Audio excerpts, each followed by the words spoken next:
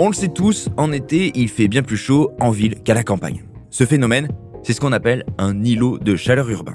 Alors pour bien comprendre cette formule, on peut commencer par la décomposer. Déjà avec l'adjectif urbain, on sait qu'on parle des villes. Le terme îlot de chaleur, c'est un peu plus imagé. On parle pas d'une île avec de l'eau autour, mais plutôt d'une zone géographique particulièrement chaude qui serait entourée de zones plus fraîches. Un îlot de chaleur urbain, c'est donc une zone urbaine chaude, entourée de campagnes, de forêts, de lacs, etc. où la température est un peu plus fraîche. Plus concrètement, qu'est-ce qui se cache derrière le terme d'îlot de chaleur urbain ? Et comment ce phénomène réinvente-t-il le secteur de la construction ? Je suis Alice. Et moi David, et ensemble, nous décryptons ces nouveaux termes qui renferment bien plus que leur sémantique. Constructing New Worlds par Saint-Gobain. Derrière les mots, des solutions et innovations pour un futur plus durable.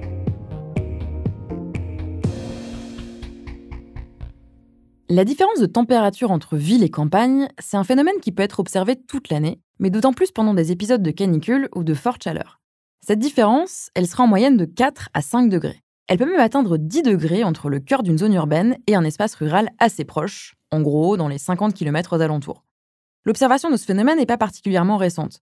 Le météorologiste britannique Luke Howard, au début du 19e siècle, avait déjà remarqué qu'il y avait de grands écarts de température entre le centre de Londres et la périphérie. Et comment ça s'explique ça ? Il y a plusieurs causes. La première, c'est bien sûr la densité des villes, mais c'est surtout leur caractère très minéral, c'est-à-dire très peu végétalisé. Les matériaux, utilisés dans la construction des bâtiments, ils vont stocker la chaleur en journée, surtout s'ils sont de couleur sombre, et la rediffusent pendant la nuit, comme des radiateurs. Mais tu peux nous l'expliquer ça ? Ouais, un miroir ou une surface claire vont par exemple beaucoup plus refléter la chaleur sans la stocker, alors qu'une surface sombre, ça va l'absorber plus facilement. Ça empêche la ville de se refroidir quand la nuit tombe, puisque l'énergie se dissipe à ce moment-là, dans l'air ambiant. Et ces phénomènes sont encore plus intenses quand l'aménagement urbain, donc la répartition, la forme et l'orientation des bâtiments, ne permettent pas à l'air de circuler librement. Et donc de mieux aérer la ville, je vois. Si je comprends bien, en fait c'est surtout la construction qui joue un rôle important dans l'apparition d'îlots de chaleur urbains. Oui, mais les activités humaines, elles ont aussi un rôle important. Parce que lors des canicules, l'utilisation de la climatisation, ça va certes souffler de l'air frais d'un côté, mais ça va surtout rejeter de l'air chaud dans les rues, ce qui va augmenter la température des villes, sans parler de l'usage des voitures, qui n'arrange rien.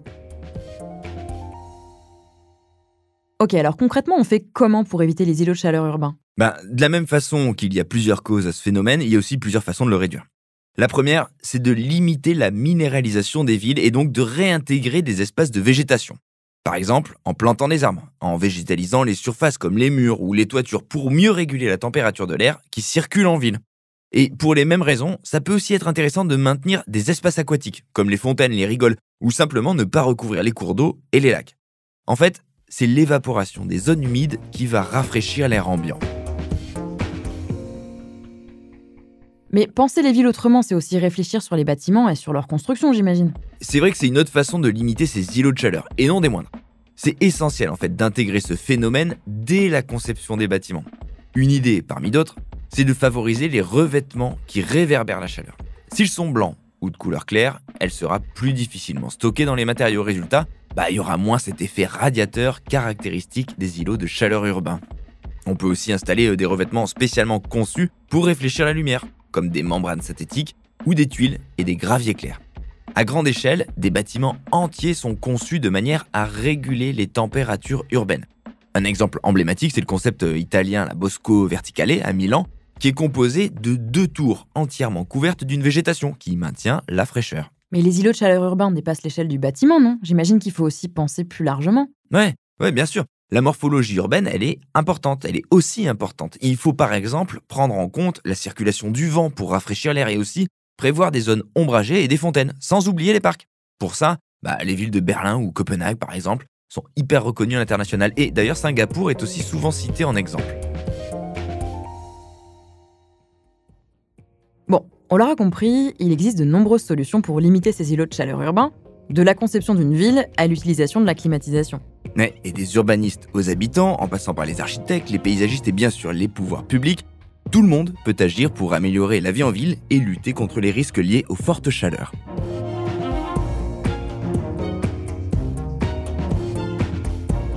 Constructing New Worlds par Saint-Gobain. Derrière les mots, des solutions et innovations pour un futur plus durable.